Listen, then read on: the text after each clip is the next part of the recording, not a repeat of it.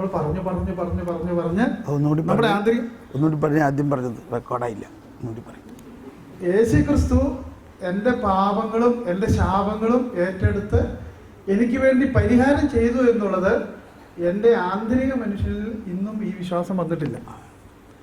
അതാണ് നമുക്കുള്ള പരാജയം. അവിടെയാണ് വെരി ഗുഡ്. നമ്മളിന്ന് മനസ്സിലാക്കേണ്ടത് നമ്മുടെ പാപങ്ങൾക്ക് നമുക്ക് പരിഹാരം ചെയ്യാൻ പറ്റത്തില്ല.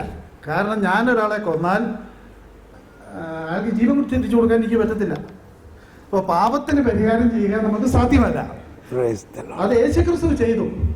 അപ്പോൾ ഇത് നമ്മൾ ആവർത്തിച്ച് പറഞ്ഞു പറഞ്ഞു പറഞ്ഞു പറഞ്ഞു പറഞ്ഞ് നമ്മുടെ ആന്തരിക മനുഷ്യനിൽ ഈ വിശ്വാസം ഊട്ടി ഉറപ്പിക്കണം. അപ്പോൾ നമ്മൾ രക്ഷ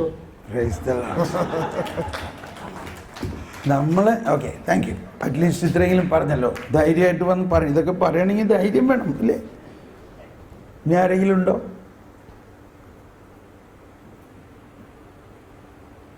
സ്ട്രീറ്റ് എവാഞ്ചലൈസേഷൻ ചെയ്യുന്ന ആളാണ്. ആ സിസ്റ്റർ ഇങ്ങോട്ടാണോ വരണത്, അത് പുറത്താണോ പറഞ്ഞില്ല? ഇനി ആരെങ്കിലും ഉണ്ടോ?